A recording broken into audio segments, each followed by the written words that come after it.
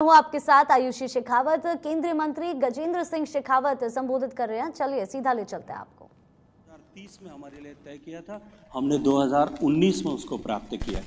भारत का सम्मान निश्चित रूप से बढ़ा और मैं जिम्मेदारी और ईमानदारी से यह बात कहता हूं कि मेरे बाद में उस 3 दिन की कॉन्फ्रेंस में 48 देशों के प्रतिनिधियों ने जब चर्चा की, कोई भी ऐसा उनमें से एक भी नहीं था जिसने भारत की प्रशंसा अपने शब्दों में नहीं की। और मेरे लिए और भी सम्मान का विषय यह था कि कम से कम 15 अफ्रीकी देशों के प्रतिनिधियों ने जब यह कहा कि यदि भारत किसी लक्ष्य को हासिल करता है, और क्योंकि हमारे लिए डेवलप्ड नेशंस, चाहे अमेरिका होगा, फ्रांस होगा, जर्मनी या ऐसे यूरोपियन कंट्रीज जो डेवलप्ड नेशंस की कैटेगरी में आते हैं, वो देश बेशक उन्होंने बहुत कुछ किया होगा, लेकिन वो हम जैसे विकासशील देशों या विकासशीलता की तरफ बढ़ते हुए देशों के लिए रोल मॉडल नहीं हो सकते। भारत हमारे लिए रोल मॉडल है। अगर भारत ने अचीव किया है तो हम भी इसको अचीव कर सकते हैं। ये जब शब्द दूसरे देशों के प्रतिनिधि हमारे देश के लिए बोलते हैं, निश्चित रूप से हम 135 करोड़ भारतीयों के लिए यह सम्मान का विषय होता है और हम सब ने मिलकर के इस सम्मान को अर्जित किया है। मैं इसके लिए आप सबको बहुत सारी बधाई देना चाहता हूं। साथियों, दूसरी यात्रा जो सस्टेनेबल डेवलपमेंट गोल SDG 6 में यूनिवर्सल ड्रिंकिंग वाटर कवरेज की कल्पना की गई और 2030 का लक्ष्य उसके लिए रखा गया। हम सब प्रमुखतया आज उस लक्ष्य को हासिल करने के लिए और एक बार फिर दुनिया के सामने एक मिसाल कायम करने के लिए कि हम सबसे बड़े उसमें न्यूनता वाले देश होने के बावजूद भी हम 2024 तक उस लक्ष्य को प्राप्त कर पाएंगे। हम उस लक्ष्य के साथ में बढ़ रहे हैं और आप सब लोग उसके सारथी के रूप में काम कर रहे हैं। तो निश्चित रूप से हमारी जिम्मेदारी देश के परिप्रेक्ष्य में यदि देखें तो बहुत बड़ी है। 2019 में दोबारा प्रधानमंत्री बनने के बाद में जब लाल किले के प्राचीर से माननीय प्रधानमंत्री जी ने जल जीवन मिशन की कल्पना को देश के सामने रखा था, तब उन्हीं के भाषण में उन्होंने उल्लेख किया था कि 2019 से पहले जितनी सरकारें बनी होगी, हर सरकार ने अपने स्तर पर प्रयत्न किया, लेकिन उसके बावजूद भी देश के 19 करोड़ से ज्यादा घरों में से केवल 3 करोड़ 23 लाख यानी केवल 16-17% के बीच में ही हम घरों तक पीने का पानी पहुंचा पाए। और आज भी हमारी माताएं बहनें जो हैं, देश की 84% पॉपुलेशन, 84% घरों की माताएं बहनें पीने का पानी घर से जो है अपने सर पर लाने के लिए अभिशप्त हैं। महेश जोशी जी बैठे हैं, हालांकि ये सौभाग्यशाली है कि इनका जन्म जयपुर में हुआ, 50 फुट नीचे पे पानी था और इनके शायद इन्होंने वो दृश्य नहीं देखा होगा। मैंने तो अपनी आंखों से देखा है कि अपनी माताओं बहनों को 10-10, 15-15 किलोमीटर सिर पर 1 मटका 2 मटका पानी लेकर के आते हुए, और एक महिला की जिंदगी का पर्याय बन जाता था पीने का पानी लाना।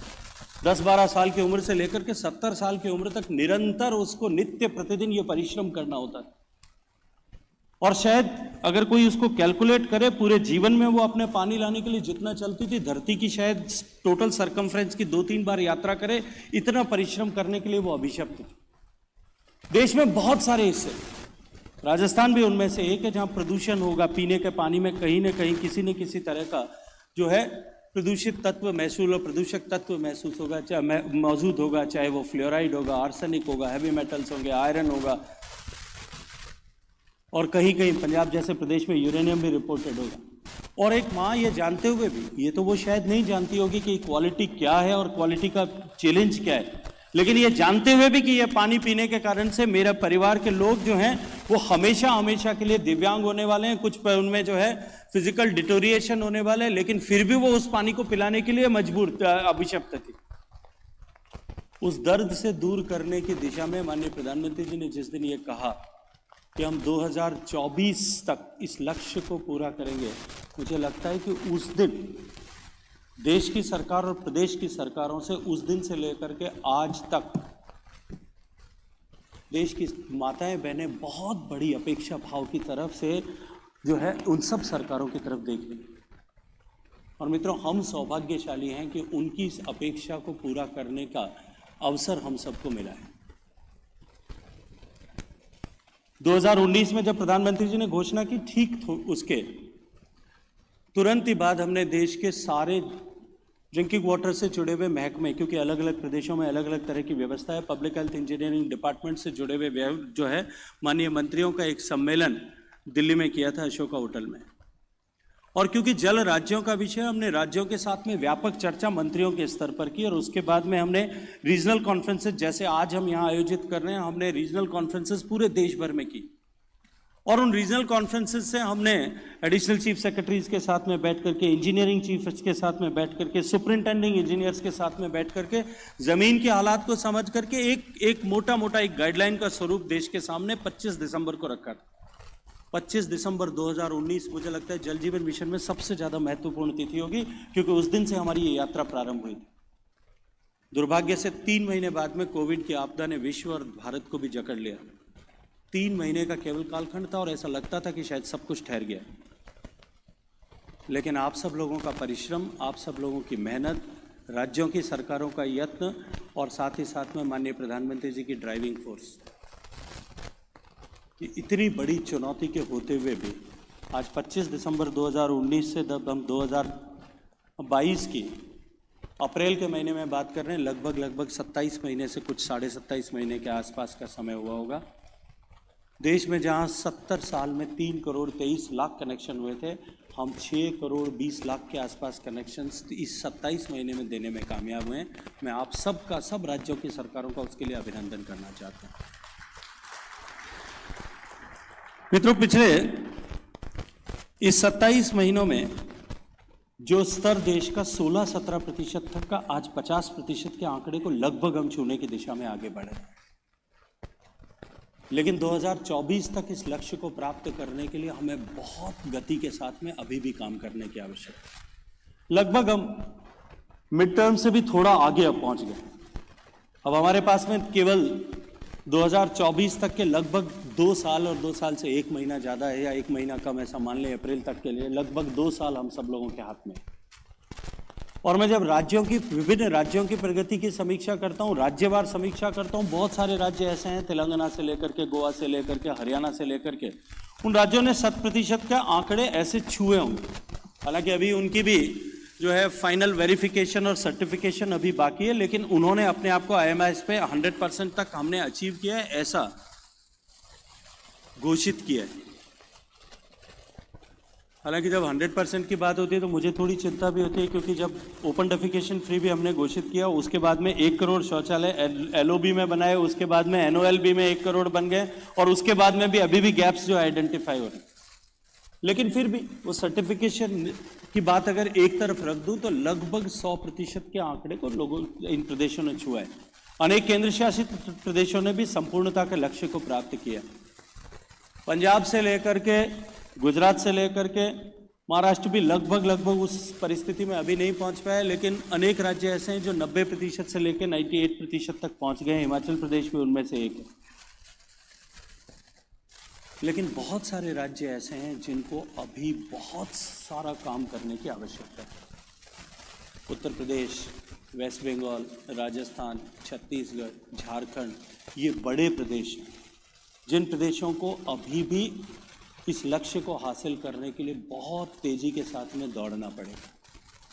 मैं जानता हूं कि प्रदेशों में अनेक कठिनाइयां हैं, चुनौतियां हैं। अभी आदरणीय सुधांश पंत जी कह रहे थे कि राजस्थान की भीषण परिस्थितियां, विषम परिस्थितियों की चर्चा करते हैं। मुझे लगता है कि मैं तो उस परिस्थितियों के साथ में जन्मा और बड़ा हुआ हूं, और मुझसे ज़्यादा इस सभागार में बैठे हुए लोगों ने उस परिस्थितियों को धरातल पर किसी ने नहीं देखा होगा। लेकिन और उस परिस्थिति का दर्द, उसकी चुनौती, और केवल उस स्थान का निवासी होने के नाते नहीं, तो पब्लिक हेल्थ इंजीनियरिंग डिपार्टमेंट के इंजीनियर का बेटा होने के नाते मैं तो DNA में है। मैंने तो देखा है कि गर्मी में किस तरह की चुनौती होती थी, जोधपुर में किस तरह से पानी ट्रेन से लाना पड़ता था। गर्मी की छुट्टियों में हमको अपने पिताजी की शक्ल देखने के लिए भी शायद साल भर हॉस्टल में रहते थे, और जब आते थे तो शक्ल देखने को भी नहीं मिलती। इतनी बड़ी संकट मैंने तो खुद व्यक्तिगत रूप से इस सबको महसूस किया। लेकिन जितनी बड़ी चुनौती है, उतनी तेज गति से हम सबको काम करने की आवश्यकता है। और ये मिशन मोड में जो हम काम कर रहे हैं कि 2024 तक हम इस काम को पूरा करेंगे, और भारत सरकार का जो कमिटमेंट है कि हम 2024 तक फाइनेंशियल असिस्टेंस सब स्टेट्स को देंगे, मैं बहुत जिम्मेदारी के साथ में कह रहा हूं कि ये सुविधा राज्यों को 2024 के बाद में शायद नहीं मिल पाएगी। It's an opportunity with the states to achieve the benchmark of 100% coverage of for the drinking water, जो शायद देश में कभी किसी ने कल्पना नहीं की होगी कि देश में इस गति के साथ में इतनी बड़ी चुनौती को एक साथ पूरा करने के लिए सभी लोग साथ मिलकर के साथ में काम करें।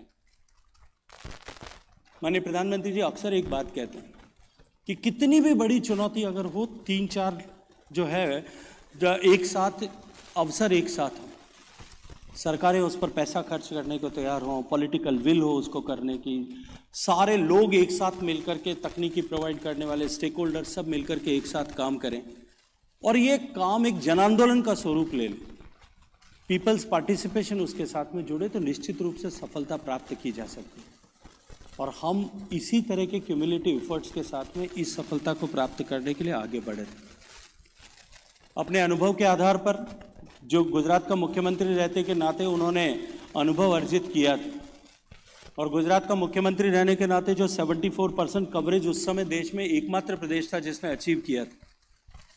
और गुजरात की परिस्थितियां राजस्थान से बहुत ज़्यादा विपरीत नहीं है। हमारे यहाँ जितना बड़ा डेजर्ट एरिया उतना ही कच्छ का लेकर के पूरा एरिया कच्छ के क्षेत्र में, क्योंकि गुजरात का पड़ोसी होने के नाते मैंने तो खुद ने अपने हाथ से देखा है कि किस तरह का टैंकर माफिया वहां काम करता है।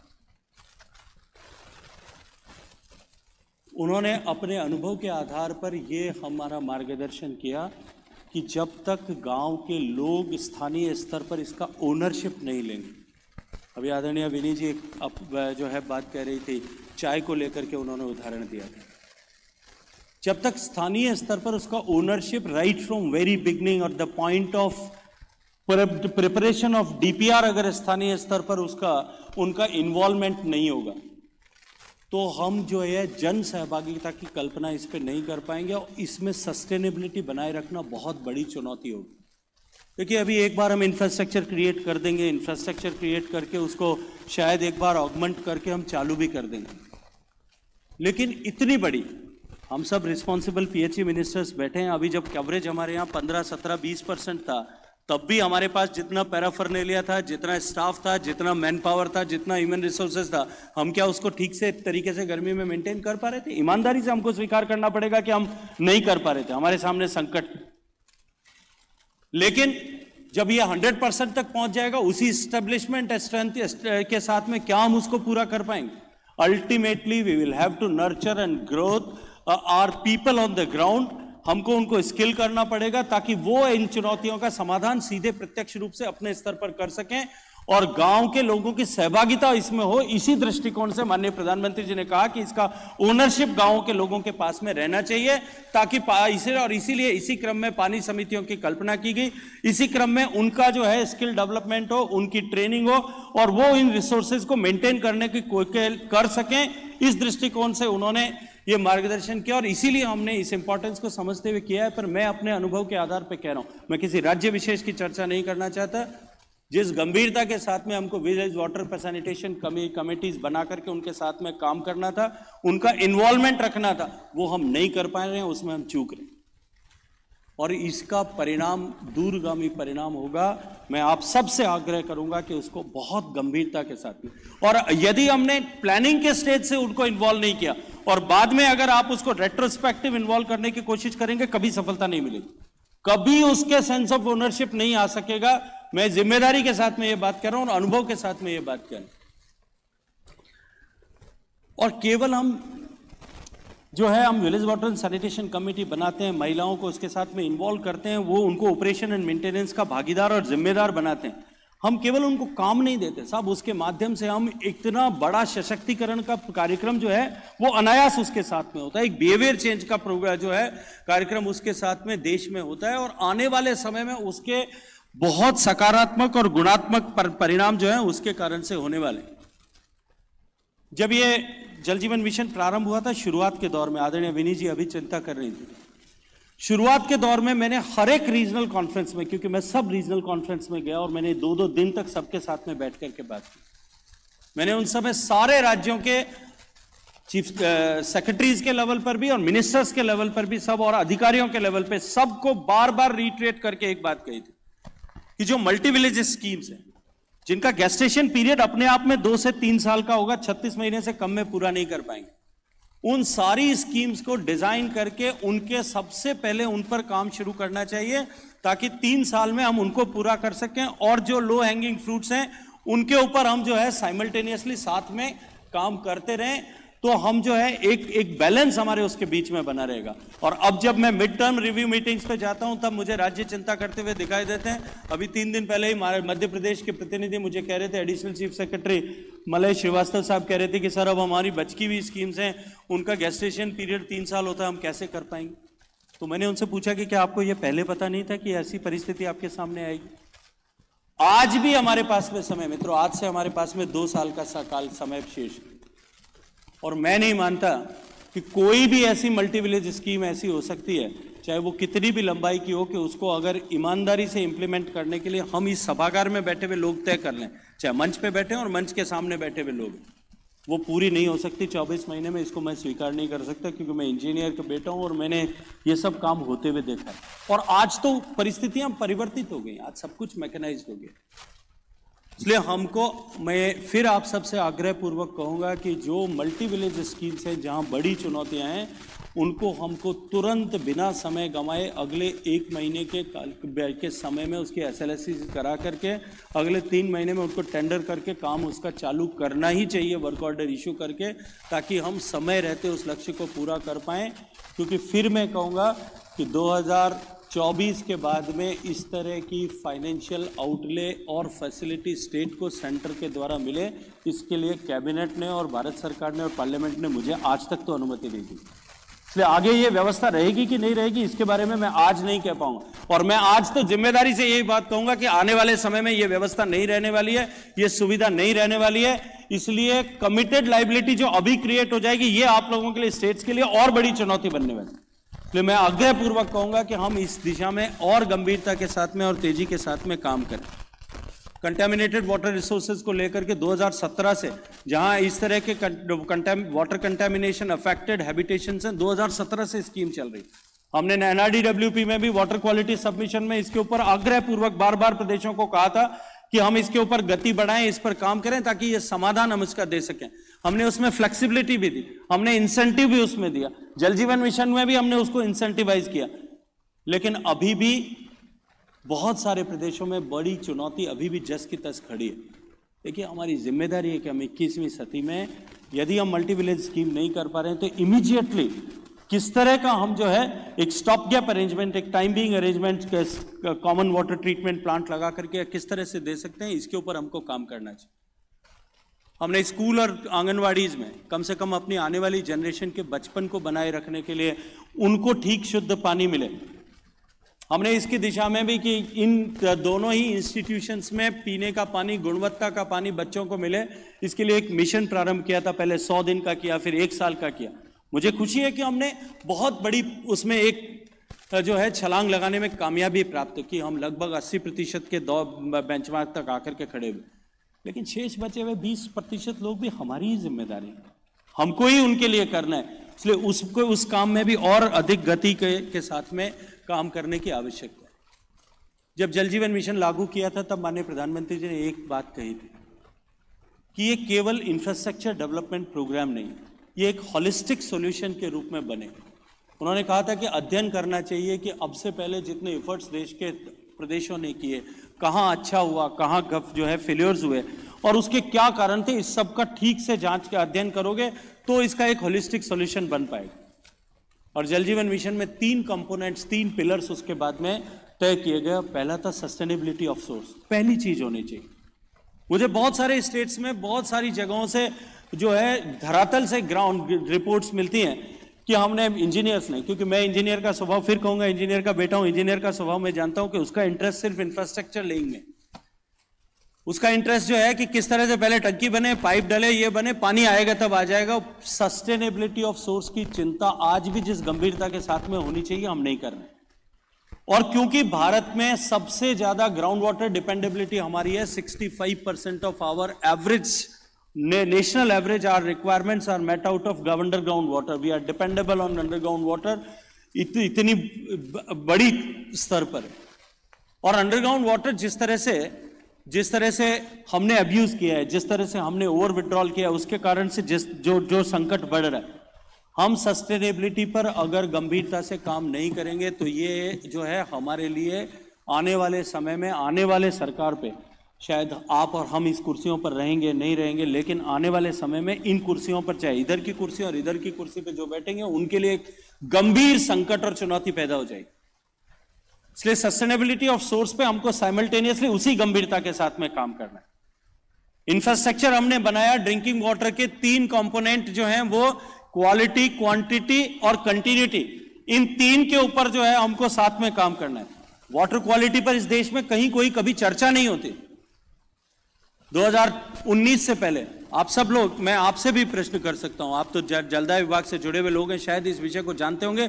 एक सामान्य सिटीजन से अगर अपन प्रश्न करें कि तुमको अपना ब्लड टेस्ट कराना है, कोविड टेस्ट कराना है, सीधे उसके दिमाग में कौंधेगा कि वो कहां जाएगा। लेकिन यदि उसको मैं पूछूं कि तुमको अपना पानी, जो तुम्हारे हेल्थ का बेसिक जो है वो है, आधार है, पिवट है, अगर उसको टेस्ट कराना है, शायद लोगों को जानकारी भी नहीं। और इस जानकारी के नहीं होने के कारण से people were forced to use the other manners. They were supposed forced to install RO और फिल्टर और 0B और यूरो का फोप्स का क्या फिल्टर आता है, वो सब लगाने के लिए मजबूर थे। और वो लगने के बाद में भी उससे पानी कैसा आ रहा है उसकी जांच का भी कोई पैमाना हमारे पास में नहीं। सिर्फ किसी एक सेलिब्रिटी ने उसको एडवर्टाइज कर दिया, इसलिए हमने अपने घर में इंस्टॉल कर दिया है। उसमें से पानी क्या निकल रहा है हमको पता नहीं है, सिर्फ इसलिए खुश है कि हमने अपने घर पे RO लगाया। और जो जितना महंगा लगा रहा था उतना ही ज्यादा संतुष्ट था। लेकिन AMC वाला आया है, उसने उसकी कार्ट्रिज निकाल करके वापस लगाई है कि नहीं लगाई है, हमको कोई जानकारी नहीं। इस देश में क्वालिटी का एक प्रोटोकॉल बनना चाहिए, और इसलिए हमने राज्यों से आग्रह किया कि आप अपनी लेबोरेटरीज को एक्रेडिटेड कराओ। और कहां से सीखा? जब कोविड आया था तब एक लेबोरेटरी देश में थी, पुणे की वायरोलॉजी लैब। आज 20,000 से ज्यादा लेबोरेटरीज देश में काम करती, और उन सब पर जितना सैंपल आता है वो सैंपल सारा टेस्ट होकर के रिपोर्ट एक जगह जाती है, सेंट्रल रिपोजिटरी से रिपोर्ट जनरेट होकर के, और वो जो है टेस्ट कराने वाले व्यक्ति के पास में जाती है। ठीक इसी तरह का प्रोटोकॉल जो है देश में ड्रिंकिंग वाटर के टेस्टिंग का भी बने। राज्यों से हमने बार बार आग्रह किया है, धनराशि भी दी है, हम सहायता भी कर रहे हैं, हम उसके लिए टेक्निकल लेवल पर भी हैंड होल्डिंग करने के लिए तैयार हैं कि अपनी लेबोरेटरीज को NABL एक्रेडिटेड कराएं। प्लेटफॉर्म ऑलरेडी क्रिएट कर दिया गया है, व्यवस्था ऑलरेडी बना दी गई है, फीस उसके लिए सुनिश्चित कर दी गई है, ताकि सामान्य मानवी अपने जीवन से जुड़े हुए सबसे प्रमुख विषय की चिंता कर सके। और केवल वहीं तक नहीं, गांव में भी हमने फील्ड टेस्टिंग किट्स महिलाओं को ट्रेन किया है। आप सब लोगों ने अपने गांव में फील्ड टेस्टिंग किट्स महिलाओं को दिए हैं, लेकिन कितना बड़ा गैप अभी है, और किस तरह से उसका डेटा भी जो है सेंट्रल रिपोजिटरी में जा सकता है, इसके लिए हमको बहुत गंभीरता के साथ में काम करने की आवश्यकता। क्वालिटी के बाद में जो दूसरा विषय वो कंटिन्यूटी का है, और क्वांटिटी का तीसरा विषय कि हम 55 LPCD पानी पहुंचता है कि नहीं पहुंचता है, अंतिम छोर में बैठे हुए गरीब के घर तक पहुंचता है कि नहीं पहुंचता। देखिए, किसी भी गांव में, मैं तो गांव का आदमी हूँ, किसी भी गांव में जो सबसे गरीब है, सबसे कमज़ोर है, जो पीड़ित है, वो सबसे दूर रहता है, उसके घर तक यदि पानी नहीं पहुंचे, समर्थ और सक्षम की तो पहले भी ये ताकत थी कि उसके घर में पानी आ सकता था। आपकी और मेरी पहली जिम्मेदारी है कि उसके घर तक पानी पहुँचना है। इसलिए क्वांटिटी पे अगर हमने कहीं भी क्वांटिटी पे थोड़ा भी चूक हुई तो निश्चित रूप से टेल एंड पे बैठा हुआ आदमी सबसे पहले सफर करेगा, और उसी को सबसे ज्यादा आवश्यकता है। इसलिए क्वांटिटी को इंश्योर करना भी हमारी जिम्मेदारी है। और तीसरा है कि निरंतरता के साथ में पानी जाए, कंटिन्यूअस फ्लो बना रहे। क्योंकि राज्य सरकार के इससे जुड़े हुए लोगों, क्योंकि अल्टीमेटली इंप्लीमेंट हमको करना है, बहुत गंभीरता के साथ में और बहुत जिम्मेदारी के साथ में उस पर काम करना पड़ेगा। इलीगल टैपिंग्स, इलीगल कनेक्शंस, इन सबको बहुत कठोरता के साथ में यदि हमने आज से काटना नहीं शुरू किया। मैं महेश जी बैठे हैं, उदाहरण बता सकता हूँ। मेरी कॉन्स्टिट्यूएंसी में अभी एक दिन मेरे पास कुछ लोग आए, उन्होंने कहा साहब कि हमारे 3 गांव में पानी नहीं पहुंच रहा। मैंने कहा क्यों नहीं पहुंच रहा है? साहब रास्ते में किसी ने टैप जो है तोड़ करके अपने खेत में पिलाना शुरू कर दिया। मैंने एग्जीक्यूटिव इंजीनियर को कहा कि तुम जाकर के इसको ठीक करो। वो गए तो उनके साथ में जो है गाँव के लोगों ने मिलकर के मारपीट की। वो पुलिस में मुकदमा दर्ज कराने गए, MLA साहब के दबाव में दर्ज नहीं हो सका। उसके बाद में वो जो है मैंने कलेक्टर को कहा, कलेक्टर ने भी प्रयास किया तो भी नहीं हो पाया। फिर कोर्ट में गए, कोर्ट ने ऑर्डर किया, तब पुलिस गई तो पुलिस को डंडा मार के भगा दिया। फिर थोड़ी और ज्यादा संख्या में गई, तब जाकर के वो जुड़ा, 15 दिन बाद में वापस टूट गया।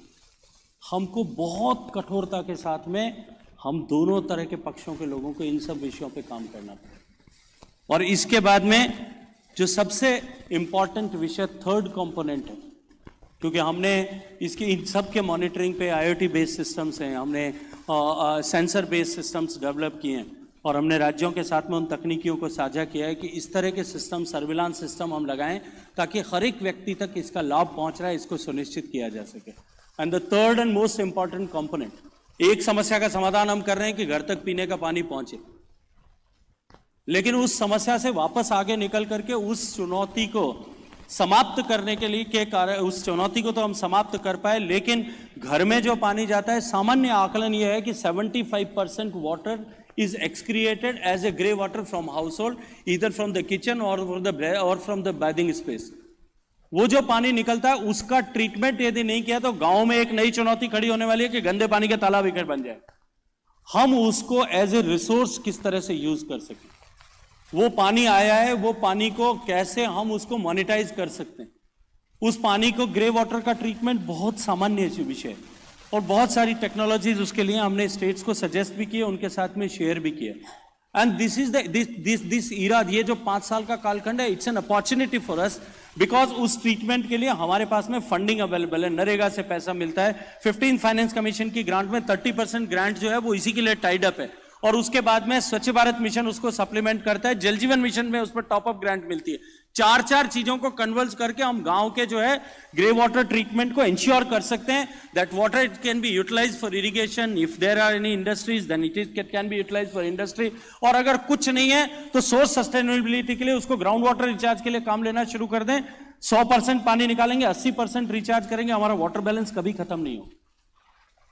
और उसके लिए मॉडल्स हमने बनाए, उसके लिए हमने जो है गाइडलाइंस में वो मॉडल शेयर किए हैं। मैं आपसे आग्रह करूंगा कि हम केवल पाइप डाल करके टोंटे लगाने तक का काम नहीं करें, हम एक होलिस्टिक सॉल्यूशन को देने के लिए काम करेंगे, तो ये विषय जो है संसद जो है वो सस्टेनेबल बना रहेगा। और एक बार कोई गांव, कोई ब्लॉक यदि संपूर्णता के स्तर पर पहुंचता है, हरियाणा के प्रतिनिधि भी यहाँ बैठे हैं, आपने बेशक 100% किया है, लेकिन जो कल्पना है, जो अपेक्षा है कि एक बार गांव 100% हो तो गांव की ओनरशिप है, इसलिए गांव सभा में वीडियो रिकॉर्डेड मीटिंग में गांव के पंचायत जो है village water and sanitation committee वो इस बात को सर्टिफाई करे और वहां पे उसका सर्टिफिकेशन वही रिकॉर्डेड, वीडियो रिकॉर्डेड सर्टिफिकेशन हो कि हमारा घर जो है 100% हो गया, ताकि रिस्पोंडेंट बायस की जो चुनौती आने वाले समय में आएगी, देखिए आने वाले समय में